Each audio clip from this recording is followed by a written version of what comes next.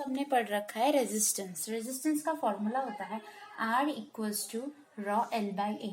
L तो हमें पता है लेंथ होता है और ए क्या होता है एरिया। जैसे जैसे हम लेंथ बढ़ाते जाते हैं हमारा रेजिस्टेंस बढ़ता जाता है और एरिया बढ़ाने पर रेजिस्टेंस घटता है। ऐसे ही अगर हमें ज़्यादा रेजिस्टेंस चाहिए तो हम एक कॉपर वायर के साथ एक और कॉपर वायर यहाँ पे जोड़ देंगे, जिससे कि लेंथ बढ़ जाएगा और रेजिस्टेंस बढ़ जाएगा। अब हम पढ़ेंगे कि ये रॉ क्या होता है। लेंथ तो पता है, एरिया पता है, रेजिस्टेंस पता है, ये रॉ होता क्या है। Raw is a coefficient proportionality is called resistivity. ये एक कंडक्टर की ऐसी प्रॉपर्टी होती है जो पता करता है कि एक कंडक्टर के अंदर मैक्सिमम कितना रेजिस्टेंस हो सकता है, या resistance offer by a cube of side 1 metre. अगर एक कंडक्टर है उसका हम सिर्फ एक क्यूब का हिस्सा लेते हैं 1 मीटर की साइड वाला, तो उसके अंदर जितना करंट फ्लो हो रहा है उसको हम उसकी रेजिस्टिविटी कहेंगे। यानी कि करंट फ्लो होने पर वो जितना रेजिस्टेंस दिखाता है वो उसकी रेजिस्टिविटी है। अब इस रेजिस्टिविटी की एसआई यूनिट क्या होगी। देखो रेजिस्टेंस फॉर्मूला में पता है resistance equal to rho L by A. तो इससे रॉ की वैल्यू आ गई आर, ए अपॉन में एल, रॉ के लिए ओम, इसके लिए मीटर स्क्वायर, इसके लिए एम, कट के क्या आ गया ओम मीटर। ओम मीटर रेजिस्टिविटी की एसआई यूनिट है। अब देखेंगे कि किस मटेरियल में रेजिस्टिविटी कैसे वेरी करती है। जैसे मेटल और अलॉय होते हैं उनके पास लो रेजिस्टिविटी होती है क्योंकि उनमें करंट बहुत अच्छे से फ्लो करता है, उनकी रेजिस्टेंस कम होता है, इसीलिए इसकी रेजिस्टिविटी कम होती है। तो और इसकी रेजिस्टिविटी कहाँ से कहाँ तक होती है, 10⁻⁻8 ओम मीटर से लेकर 10⁻⁻6 ओम मीटर तक। इसीलिए कंडक्टर के अंदर से बहुत अच्छे से इलेक्ट्रिसिटी फ्लो करती जाती है क्योंकि इनकी रेजिस्टिविटी कम होती है। अब बात करते हैं इंसुलेटर की। इंसुलेटर के पास of course very high resistivity होगा क्योंकि इनके अंदर से करंट फ्लो नहीं हो पाती है। तो that's why the resistivity is 10⁻12 ohm metre to 10⁻17 ohm metre. ये बहुत ज्यादा हाई रेजिस्टिविटी है, इसीलिए इसके अंदर से करंट फ्लो नहीं हो पाती। अब हमें पता है कि रेजिस्टेंस जो है वो टेम्परेचर डिपेंडेंट है। हमने ओम्स लॉ में पढ़ा था कि हमें टेम्परेचर कांस्टेंट रखना है। तो इस हिसाब से कुछ स्पेशल कंडीशन में भले ही रेजिस्टिविटी बहुत कांस्टेंट टर्म है लेकिन ये भी वैरी करती है टेम्परेचर के हिसाब से। तो इसीलिए हमें ध्यान रखना है कि टेम्परेचर कांस्टेंट ही रहे। अब हम ऐसे एक अलॉय के बारे में पढ़ेंगे आगे जिसका नाम है टंगस्टन, जो कि हमारे लाइट बल्ब्स में यूज किया जाता है फिलामेंट के तौर पर। तो अब हमने जब रेजिस्टर्स के बारे में पढ़ लिया कि ऐसे कंडक्टर जिनकी अप्रिशिएबल रेजिस्टेंस होता है, यानी कि जो सर्किट में ऐसे यूज किए जाते हैं ताकि सर्किट के करंट को कंट्रोल कर सके। अब हम पता करेंगे कि इनको सर्किट में लगाया कैसे जाता है। एक होता है सीरीज कॉम्बिनेशन जिसमें हम एन टू एन जोड़ते हैं, यानी कि एक रेजिस्टेंस जोड़ दिया उसके साइड में एक और रेजिस्टेंस जोड़ दिया। और उसके बाद होता है पैरेलल कॉम्बिनेशन। पैरेलल कॉम्बिनेशन में हम इसको एक दूसरे के ऊपर यानी कि साइड वाइज जोड़ते हैं। जैसे कि हमारे घरों में ज्यादातर पैरेलल देखा जाता है, यानी कि एक सर्किट से बहुत सारे डिवाइसेस जुड़े हुए हैं। लेकिन अगर हम सीरीज कॉम्बिनेशन की बात करें, टीवी, उससे एक वायर फ्रिज में गया है, दूसरा वायर ओवन में गया है, ऐसे ही सारे एक साथ जुड़े हुए हैं। लेकिन सीरीज ज्यादा अच्छा नहीं होता। ऐसा क्यों नहीं होता?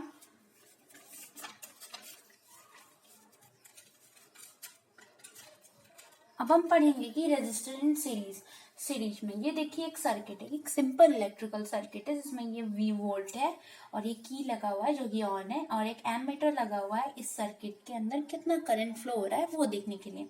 उसके बाद इन 3 रजिस्टर्स को हमने सीरीज में डाला है। अब हम देखेंगे कि इनके अक्रॉस कितना वोल्टेज ड्रॉप हो रहा है और इसीलिए हमने वोल्टमीटर को यहाँ लगा रखा है। अब देखिए रेजिस्टर इन सीरीज की दो खासियत होती है। इसमें जो current through each resistor is same, क्योंकि हमें पता है कि इस वोल्टेज से जो भी करंट निकल रहा है वो तीनों में सेम जाएगा क्योंकि इनके पास पाथ तो एक ही है, तो तीनों के पास करंट सेम जाएगा। लेकिन रेजिस्टेंस अगर अलग अलग है तो V इक्वल्स टू IR से अगर करंट सेम है और रेजिस्टेंस अलग अलग है तो ऑफ कोर्स वोल्टेज भी अलग अलग ही होगा। तो voltage drop across each resistor is different due to different resistance. ठीक है, तब देखेंगे कि टोटल वोल्ट तो इतना ही आएगा ना, अगर 10 है तो 10 ही तो जाएगा, सब में अलग अलग बटेगा, उससे ज्यादा तो हो नहीं सकता। तो total volt is equal to इसके अक्रॉस कितना वोल्ट, इसके अक्रॉस कितना वोल्टेज, इसके अक्रॉस कितना voltage, V1 plus V2 plus V3। अब V1 के अक्रॉस कितना जाएगा, टोटल करंट तो सब में सेम जा रहा है, लेकिन इसका रेजिस्टेंस कितना है R1, तो I into R1 I into R2 plus I into R3। इसके अक्रॉस इसके अक्रॉस को प्लस कर देंगे तो टोटल वोल्टेज यहाँ से कितना निकल रहा है वो हमें पता कर सकते हैं। और टोटल वोल्टेज जितना निकल रहा है इसका मतलब है कि इन तीनों की टोटल रेजिस्टेंस का सम, कि ये तीनों मिलकर कितना करंट यहाँ से खींच रहे हैं, तो इसकी वोल्टेज का हमें पता चल जाएगा। हमें पता है कि V equals to I R, और ये I जो करंट इन तीनों में फ्लो हो रहा है, तो ये और ये पूरे सर्किट में फ्लो हो रहा है, ये वही I होगा। और आर एस यानी कि R सीरीज, यानी कि तीनों का सीरीज कॉम्बिनेशन, यानी इन तीनों को प्लस करेंगे, प्लस भी नहीं, अगर इन तीनों का रिजल्टेंट कितना होगा हम कैसे निकालेंगे, तो टोटल मिला के कितना वोल्टेज ड्रॉप कर रहे हैं, तो ये आ गया I इंटू आर एस, और I से I कट हो जाने पर R S equal to R1 plus R2 plus R3, यानी कि ये तीनों का इक्विवेलेंट रेजिस्टेंस कितना होगा, इन तीनों को जोड़ देंगे तो पता हो चल जाएगा। अब हम पढ़ेंगे रजिस्टर इन पैरेलल में ऐसे तीनों अक्रॉस लगे हुए होते हैं, इसके भी 2 पॉइंट्स हैं। अब इसमें देखेंगे ये बिल्कुल इसका उल्टा होता है, इसमें voltage across each resistor is same and equal to the applied voltage. Voltage across each resistor same होता है, यानी कि यहाँ से जितना भी वोल्ट जाता है वो तीनों वायर में सेम जाता है और फिर वापस यहाँ पे आके मिलता है। लेकिन करंट जो है वो जितना वोल्टेज यहाँ पे हुआ वहाँ इन तीनों पे उतना ही वोल्टेज दिख जाएगा अपने आप, लेकिन जो करंट है वो अलग हो जाएगा, क्योंकि करंट सारे रेजिस्टेंस अपने हिसाब से अलग अलग पाथ के लिए अलग अलग करंट खींचेंगे। तो इसके इसमें बिल्कुल अलग होता है, करंट इज डिफरेंट, क्योंकि ऑफ कोर्स करंट जब पाथ हम अलग करते हैं तो करंट का पाथ भी अलग हो जाता है। तो टोटल करंट क्या हो जाएगा, I1 I2 I3। Total current को अगर हम पूरे सर्किट में I मानते हैं, यानी कि जो एमीटर में जो दिखा रहा है वो करंट है ये, तो I क्या होता है V/R, और ये V क्या है जो टोटल वोल्टेज है, और I1 इसके अक्रॉस कितना करंट जा रहा है, टोटल वोल्टेज अपॉन में R1, टोटल वोल्टेज अपॉन में R2, टोटल वोल्टेज अपॉन में R3। तो इससे हम V कॉमन ले लिए, V कट गया, तो 1/RP is equal to 1/R1 1/R2 plus 1/R3। तो ये 1/RP मतलब R इन पैरेलल। अब इन तीनों को प्लस करके अगर इसको हम रेसिप्रोकल कर देंगे तो हमें वैल्यू पता चल जाएगी। अब हम रजिस्टर सीरीज और पैरेलल में लेने की जरूरत क्या है, क्योंकि अगर हमारे पास 5 ओम की रेजिस्टेंस की जरूरत है और हमारे पास 10 ओम के रेजिस्टेंस है, तो हम 5 ओम का रेजिस्टेंस कैसे बनाएंगे, हर टाइम हमारे पास सेम रजिस्टर नहीं होता जितना चाहिए, तो इसलिए हम इन दोनों को पैरेलल में जोड़ देते हैं। यानी कि 10 ओम का रेजिस्टेंस और 10 ओम का रेजिस्टेंस अगर हम ऐसे पैरेलल में जोड़ देंगे तो कितना आएगा,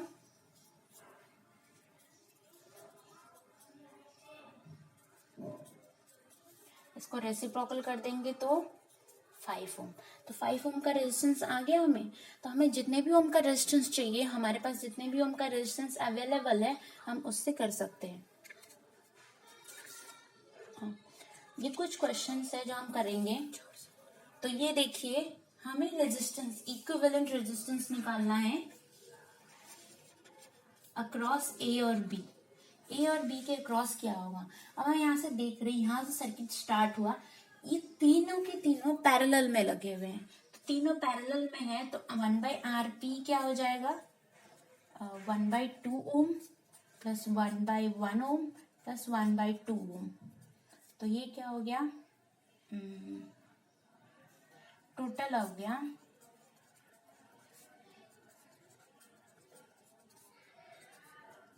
अब इसको रेसिप्रोकल कर लेंगे तो क्या आया, ½ ओम। तो इसके अक्रॉस टोटल रेजिस्टेंस कितना हो गया, और अगर इसके अक्रॉस हाफ है तो देखिए ये बिल्कुल सेम है, तो इसके अक्रॉस भी हाफ हो जाएगा। तब हमारा इक्विवेलेंट सर्किट क्या हो गया, ये हो गया,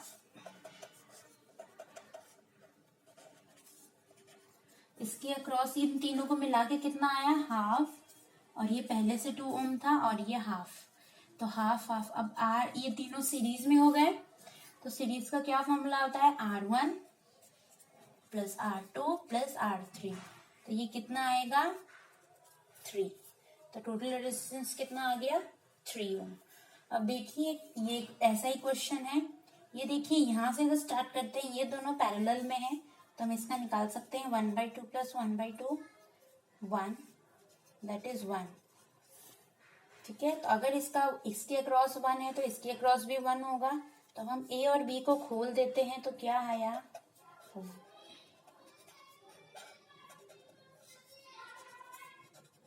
यहाँ पे आया 1 ओम, यहाँ पे आया 1 ओम और यहाँ पे आया 2 ओम। तो सीरीज में क्या होगा, ये 1 + 1 + 2 = 4 ओम। ठीक है, अब देखिए ये एनसीईआरटी का एक क्वेश्चन है। ये कह रहा है कि 6 वोल्ट का जो है एक पावर सप्लाई लगा हुआ है, इसके अक्रॉस 3 रेजिस्टेंस लगे हुए हैं, एक 4 ओम का, एक 2 ओम का और एक 6 ओम का। तो हम बताएंगे कि इसके अक्रॉस, जैसे कि हमें पता है कि इस वोल्टेज के थ्रू ये दोनों के दोनों पैरेलल में लगे हुए हैं। पैरेलल का मतलब है यहाँ से करंट अगर आई है तो ये यहाँ पे I1 जा रहा है और ये I2 जा रहा है, दोनों ही अलग अलग ये में डिवाइड हो रहे हैं। तो हम पता कैसे करेंगे कि इसमें करंट कितना जा रहा है, तो हमें पहले इक्विवेलेंट रेजिस्टेंस निकालना पड़ेगा। जब हमें पता चल जाएगा कि टोटल रेजिस्टेंस कितना है, हम उससे पता कर सकते हैं कि करंट यहाँ से जा कितना रहा है टोटल। तो R इक्विवेलेंट हम कैसे निकालेंगे, सबसे पहले देखेंगे कि ये दोनों क्या है, सीरीज में लगे हुए हैं। तो हम क्या करेंगे, 4 + 2 सीरीज में लगे हुए हैं और ये दोनों क्या है, इससे पैरेलल में लगे हुए हैं। तो 4 + 2 तो सीरीज में लगे हैं पर वो 6 से पैरेलल में लगे हुए। तो ये क्या बन गया, 6 पैरेलल टू 6 कैसे बनेगा, 1/6 + 1/6 2/6 दैट इज 1/3, यानी कि टोटल रेजिस्टेंस क्या हो गया 3 ओम। ठीक है, तो टोटल वोल्टेज 6 वोल्ट दे रखा है, तो टोटल आई क्या हो जाएगा 6/3, यानी कि 2 एम्पियर करंट इसके अक्रॉस जा रहा है।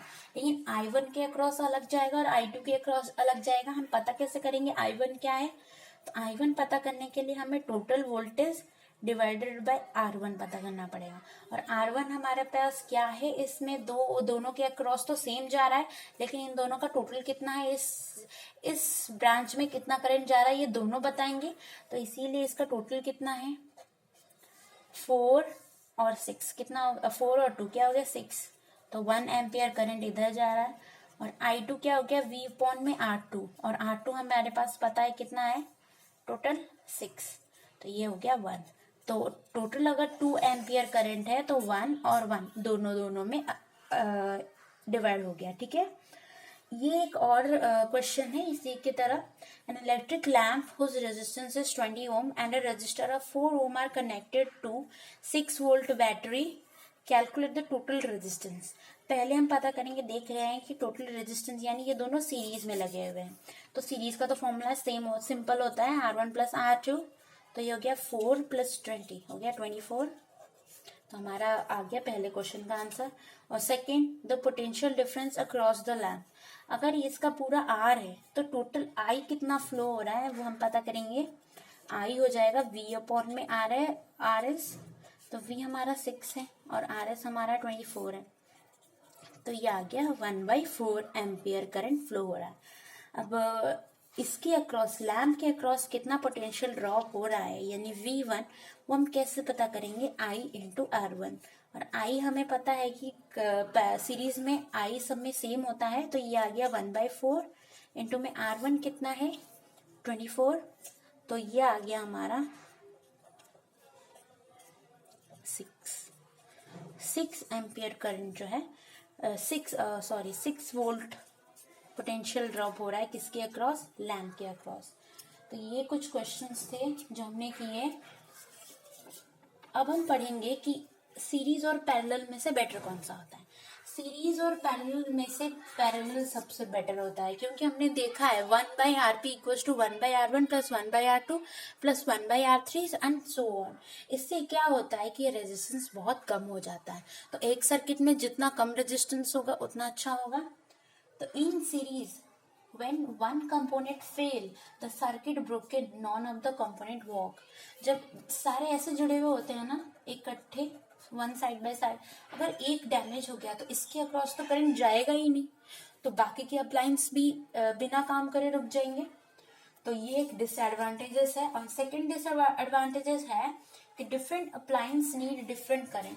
सारे अप्लायंस को अलग अलग करंट की जरूरत पड़ती है। फ्रिज अलग लेगा, टीवी अलग लेगा, ओवन अलग करंट लेगा, लेकिन सीरीज में जोड़ने पर सब क्या करते हैं, एक ही करंट फ्लो होता है, तो सबको एक ही करंट से काम करना पड़ता है।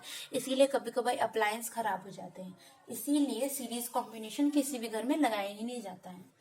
अब देखते हैं total resistance in parallel is less. ये हमने पहले ही बताया था कि टोटल रेजिस्टेंस पैरेलल में कम होता है, इसीलिए इसको यूज करना बहुत सेफ होता है। और सीरीज में रेजिस्टेंस प्लस होता जाता है और ये बहुत ज्यादा होता है।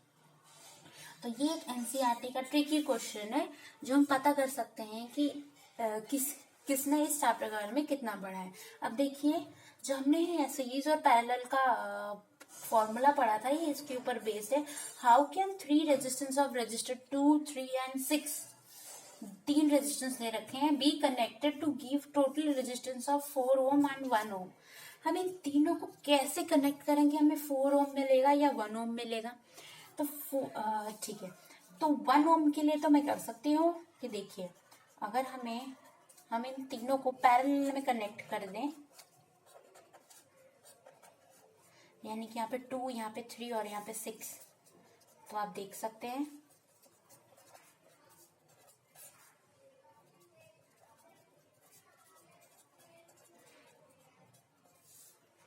आरपी क्या हो गया, 1 ओम। लेकिन 4 ओम के लिए थोड़ा सा ट्रिकी है। ये अगर हम क्या करें कि 2 ओम को ऐसे कर दें और 3 ओम 6 ओम दोनों को हमें ये सारे करके देखने पड़ेंगे कि किसके लिए क्या आ रहा है। पैरेलल में लगाते तो ये क्या हो गया, 2 प्लस ये दोनों सीरीज में है ना, 1/3 प्लस 1/6, ये क्या हो गया 3/6, तो ये हो गया 1/2, यानी कि 2 है ना, और ये पहले से 2 था, तो 2 2 4, देखिए ये आ गया हमारा 4 ओम। तो ऐसे अगर क्वेश्चंस दे रखे हैं तो हमें सारे कॉम्बिनेशन ट्राई करने पड़ते हैं। ये तो खत्म हो गया सीरीज और पैरेलल का। अब हम पढ़ेंगे कि इलेक्ट्रिक पावर क्या होता है। जैसे कि हमने न्यूटन मैकेनिक्स में पढ़ रखा है पावर यानी रेट ऑफ डूइंग वर्क, ऐसे ही इसमें पावर का मतलब है the rate at which electric energy is consumed in an electric circuit. ठीक है, the rate at which electric energy is consume in an electric circuit. एक पूरे सर्किट में जितने भी अप्लायंस लगे हुए हैं वो किस रेट से इलेक्ट्रिक एनर्जी को कंज्यूम कर रहे हैं, वो उसका पावर है। और सारे अप्लायंस के पावर अलग अलग होते हैं। तो power is equal to V into I, हमें पता है एनर्जी और करंट कितना फ्लो हो रहा है उनका मल्टीप्लाई है। तो V पता है हमें, I इंटू आर होता है, तो इसीलिए ये हो गया I² R। तो पावर की ऐसा यूनिट सबको पता है कि वाट होता है। तो 1 वाट इससे क्या हो गया 1 वोल्ट मल्टीप्लाई 1 एम्पियर। और 1 वाट का डेफिनेशन हम ये कह सकते हैं कि the 1 watt power is that amount of power which flow through a circuit when 1 volt energy is consumed by the electric current of 1 ampere. Okay? और पावर का इस्तेमाल हम हर रोज के जैसे कि हमारे पास जो बिजली की बोर्ड होता है, बिजली का जो मीटर होता है, उसमें देखते हैं हम 1 यूनिट 2 यूनिट ऐसे ऐसे मीटर में रीडिंग्स आते हैं। जो मीटर की जो रीडिंग जो 1 यूनिट रीडिंग होता है वो क्या होता है 1 किलोवाट आवर। ठीक है, ये commercial unit of electric energy है। हम 1 वाट एनर्जी में बात नहीं करते, हम किलोवाट आवर यानी कि 1 आवर में कितनी किलोवाट हो रहा है, किलोवाट आवर के बारे में बात करते हैं, जो कि कितना होता है 3.6 इंटू 10⁻6 जूल के बराबर होता है। और ये 3.6 इंटू 10⁻6 जूल जो होता है 1 यूनिट इलेक्ट्रिक एनर्जी के बराबर होता है, जो कि हमारे घरों के मीटर में देखने को मिलता है। तो हमारा एक टॉपिक रह गया था heating effect of electric current. Circuit. तो जैसे ही हमें पता है कि इलेक्ट्रिसिटी जो फ्लो होने लगता है तो बहुत सारे इलेक्ट्रॉन की वजह से होता है, और ये इलेक्ट्रॉन्स की वजह से जो अपोजिट साइड में इलेक्ट्रिसिटी या कन्वेंशनल इलेक्ट्रिसिटी फ्लो होती है, तो वो क्या करता है, वो होता क्या है, एनर्जी तो होता है। और एक सर्किट या एक वायर जो कि कंडक्टर होता है, उसके थ्रू अगर बहुत टाइम तक इलेक्ट्रिसिटी फ्लो होने लगती है तो क्या होता है कि उसमें हीट पैदा होता है। यानी कि if an circuit electric circuit is purely resistive, अगर एक सर्किट प्योरली रेजिस्टिव यानी कि वो रेजिस्टेंस ऑफर कर रहा है, यानी कि वो एक जब करंट फ्लो होता है तो उसको वो रेजिस्ट करता है, यानी उसमें कुछ रेजिस्टेंस है, then the energy from the source get converted into heat. जितना एनर्जी सोर्स से आता है यानी वोल्टेज से आता है, उसकी कुछ अमाउंट ऑफ एनर्जी जो है वो हीट में कन्वर्ट हो जाता है, and this is called heating effect of electric current. Basically देखा जाता है कि ये एक ड्रॉबैक है, यानी कि ये खराब स्थिति है, ठीक है। इसीलिए देखा है हमने जब टीवी या फ्रिज या पंखे वगैरह चलाते हैं तो वो कुछ ही समय बाद बहुत हीट हो जाते हैं, और इस कभी कभार हमें इनको बंद करना पड़ता है क्योंकि ये खराब भी हो सकते हैं। तो जैसे कि जूल जो है वो एनर्जी, हमें पता है एनर्जी का इन्वेंशन जूल ने किया था, इसीलिए ये ऐसा यूनिट उनके नाम से हो गया जूल। तो जूल ने क्या देखा अपने एक्सपेरिमेंट में, joules law of heating effect क्या कहता है, उन्होंने अपना एक लॉ बनाया हीटिंग पे। It state that the heat produce in a resistor is directly proportional to the square of the current, ठीक है। तो हीट जो है वो किसके प्रोपोर्शनल है, आई स्क्वायर के, और directly proportional to the resistance, यानी कि वो कितना रेजिस्टेंस ऑफर कर रहा है वो रजिस्टर उसके, और directly proportional to time for which electric current flow, तो कितने टाइम तक उसमें करंट फ्लो होता है उस पर भी डिपेंड करता है। तो इन तीनों को अगर हम मिला देंगे तो आई स्क्वायर आर टी, तो ये हो गया जूल्स लॉ से ये फॉर्मूला आया है। और एक फॉर्मूला हमने पिछले वीडियो में पढ़ा था कि E इज इक्वल, हमें पता है कि एनर्जी क्या होता है, पावर इनटू टाइम। तो जैसे कि पावर क्या होता है, वर्क अपॉन में टी, और एनर्जी क्या होता है, पावर इनटू टाइम। तो पावर इनटू टाइम यानी कि वर्क यानी कि एनर्जी, ये एनर्जी का फॉर्मूला यहाँ से हीट और एनर्जी सेम होता है। तो एनर्जी क्या होता है, पावर इनटू टाइम, तो पावर क्या होता है V इंटू आई, और V क्या होता है आई एंड टी, तो ये क्या हो गया आई स्क्वायर आर टी। तो इससे भी हम फॉर्मूला निकाल सकते हैं, और joules law of heating effect से भी हम ये फॉर्मूला निकाल सकते हैं। तो हमने अभी क्या पढ़ा कि इलेक्ट्रिक सर्किट में जब हीट होता है, मतलब कुछ अमाउंट ऑफ एनर्जी जब हीट में कन्वर्ट हो जाता है तो हमारे अप्लायंस गर्म हो जाते हैं, यानी उससे हीट निकलने लगता है, तो जिससे उसकी इफिशियंसी कम हो जाती है। लेकिन ये हीटिंग इफेक्ट कभी कभार अच्छा भी होता है और कभी कभार बुरा भी होता है। जैसे कि कुछ अप्लायंस में, जैसे कि इलेक्ट्रिक हीटर हो गया, इलेक्ट्रिक आयरन हो गया, बल्ब हो गया, फ्यूज हो गया।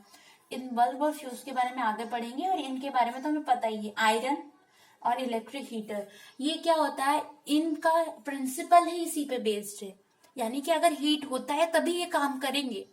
तो ये कहते हैं कि इस सर्किट के ड्रॉबैक को यूज करके ऐसे डिवाइसेस स्मार्टली बनाए गए हैं जो कि हमें ठंडियों में हीट प्रोवाइड करता है, इलेक्ट्रिक हीटर, और आयरन तो हमें अपने कपड़े इस्त्री करने में मदद करता है। तो इलेक्ट्रिसिटी से हम हीट प्रोड्यूस करके अपने कपड़ों को इस्त्री करते हैं। तो ये दोनों डिवाइसेस यूज हो गए, और ये दोनों के बारे में हम आगे पढ़ेंगे। अब नो नीड, यानी कि किसमें जरूरत नहीं होती, कंप्यूटर में, टीवी में, रेफ्रिजरेटर में, बाकी जितने भी सामान हो गए, पंखे में, फैन में, इन सब में जरूरत नहीं होती, क्योंकि ये जल्दी हीट अप हो जाएंगे, तो ज्यादा देर तक हमें इनको यूज नहीं कर पाएंगे, फिर हमें इनको बंद करना पड़ेगा। तो ये इसके ड्रॉबैक है, यानी इन डिवाइस में ये अच्छी नहीं होती, और इन डिवाइस में ये बहुत जरूरी होता है। तो अब हम पढ़ेंगे बल्ब के बारे में। हमें सबको पता है, सबके घरों में बल्ब है। ये काम कैसे करता है, जब हम स्विच ऑन करते हैं, जब इलेक्ट्रिसिटी फ्लो होने लगती है, तो इस इलेक्ट्रिसिटी जो पावर प्रोड्यूस करता है वो बल्ब के फिलामेंट के थ्रू कंडक्ट होता है। हमें पता है एक बल्ब है और इसका एक फिलामेंट होता है जो कि ग्लो करता है। ये इसके सारे के सारे पावर फिलामेंट कंज्यूम कर लेता है। जब ये फिलामेंट के थ्रू पास होता है करंट, तो ये क्या होता है, बहुत जल्दी से हीट में कन्वर्ट हो जाता है, बहुत जल्दी गर्म हो जाता है, और इसके गर्म होने के बाद इसके अंदर से बहुत सारे इलेक्ट्रॉन निकलते हैं, और ये जैसे ही फिलामेंट एनर्जी कंज्यूम करने लगता है तो ये क्या करता है, इससे हीट जो निकलता है ये इलेक्ट्रॉन्स निकालता है, यानी लाइट निकालता है, लाइट। जब हमने देखा है कि आयरन वगैरह को अगर हम गर्म करते हैं तो पहले वो रेड, फिर येलो, फिर व्हाइट कलर में कन्वर्ट हो जाता है जब बहुत ज्यादा गर्म होता है। तो ये अलग अलग लाइट प्रोड्यूस करता है। तो ऐसे ही फिलामेंट जब गर्म होता है तो ये लाइट प्रोड्यूस करता है और ये लाइट जो है इसके स्क्रीन में टकराते हैं, ठीक है। तो और ये हमें रोशनी देता है। तो ये उसकी प्रोसेस है, हीट टू लाइट कन्वर्ट होता है, पहले इलेक्ट्रिक टू हीट, फिर हीट टू लाइट। फिलामेंट ही क्यों, फिलामेंट किससे बना रहता है? The filament is made up of tungsten. हमने पिछले वीडियो में पढ़ा था टंगस्टन एक अलॉय है, इसका हम यूज फिलामेंट में करते हैं। ऐसा क्यों, हमने सिर्फ टंगस्टन ही क्यों लिया? It does not oxidise at high temperature. ये ऐसा अलॉय है जो ऑक्सीडाइज नहीं होता है हाई टेम्परेचर पे, ठीक है। और जितना ज्यादा टेम्परेचर होगा उतना अच्छा होगा इसके लिए। मेल्टिंग पॉइंट, इसकी मेल्टिंग पॉइंट 3380 डिग्री सेल्सियस है, यानी ये बहुत हाई मेल्टिंग पॉइंट होता है। यानी कि अगर बहुत ज्यादा कभी हाई करंट आया तब जाके ये मेल्ट होगा, यानी ये जितना से जितना ज्यादा करंट होगा वो उसको झेल सकता है, यानी मेल्ट नहीं होगा, ठीक है। हाई मेल्टिंग पॉइंट का ये मतलब होता है a bulb is fill with nitrogen and argon. और ये सारे यहाँ पे नाइट्रोजन और आर्गन से भरे हुए होते हैं ताकि ये फिलामेंट को यानी कि ये फिलामेंट को कंफर्ट प्रोवाइड करें, यानी जिससे कि टंगस्टन ऑक्सीडाइज ना हो, इसके लिए ये नाइट्रोजन और आर्गन गैस का यूज करते हैं। अब हम पढ़ेंगे इलेक्ट्रिक फ्यूज के बारे में। इलेक्ट्रिक फ्यूज एक छोटा सा डिवाइस होता है, अगर आप घरों में देख सकते हैं, अगर किसी के घर पे इलेक्ट्रिक का वायर का काम होता है तो उसमें देख सकते हैं फ्यूज। ये एक शीशे से बना हुआ एक बहुत छोटा सा डिवाइस होता है और इसमें एक वायर, दो वायर ऐसे ही जुड़े हुए होते हैं, ठीक है। ये दोनों वायर जुड़े होते हैं और जब इसके अक्रॉस ये सीरीज में लगाया जाता है, कोई एक डिवाइस है, मान लो ये टीवी है, टीवी के अक्रॉस ये सीरीज में लगाया जाता है कि जब इसमें हाई करंट फ्लो होने लगता है तो ये फ्यूज क्या करता है, इसके दो वायर्स अलग अलग हो जाते हैं, टूट जाते हैं और यहाँ से टीवी के अक्रॉस करंट जाना बंद हो जाता है और टीवी हमारा सेफ हो जाता है। तो हम पढ़ेंगे इलेक्ट्रिक फ्यूज के बारे में। It is a safety device that protect our appliance in case of short circuit और overload। ओवरलोड या शॉर्ट सर्किट हो गया तो उससे हम क्या कर सकते हैं, अपने इलेक्ट्रिक अप्लायंस को बचा सकते हैं, ठीक है। और ये किससे बना होता है? ये प्योर टीन से बना होता है या कभी कभार अलॉय यानी कि कॉपर और टीन के मिक्सचर से बना होता है, ठीक है। और ये कनेक्टेड इन सीरीज हमेशा वायर के बीचों बीच लगाया जाता है और इसकी मेल्टिंग पॉइंट बहुत लो होता है। मेल्टिंग पॉइंट लो होने का मतलब है कि ये जल्दी मेल्ट हो जाता है, यानी कि ज्यादा से ज्यादा करंट जैसे फ्लो होने लगता है ये फटाक से मेल्ट होके यहाँ से टूट जाता है, ठीक है। और current capacity is high then the appliance. इसकी करंट कैपेसिटी अप्लायंस से भी ज्यादा होती है, यानी कि ये अगर बहुत ज्यादा करंट आया तभी मेल्ट होगा वरना नहीं होगा। यानी कि ये अप्लायंस को बचाता है शॉर्ट सर्किट या ओवरलोड से, क्योंकि इसके पास बहुत हाई करंट कैपेसिटी होगी। अब हम ये कहेंगे कि इसकी तो लो मेल्टिंग पॉइंट है, अगर ये फटाफट ज्यादा करंट आया तो टीवी जितना झेल सकता है फिर भी ये टूट जाएगा और टीवी बंद हो जाएगा।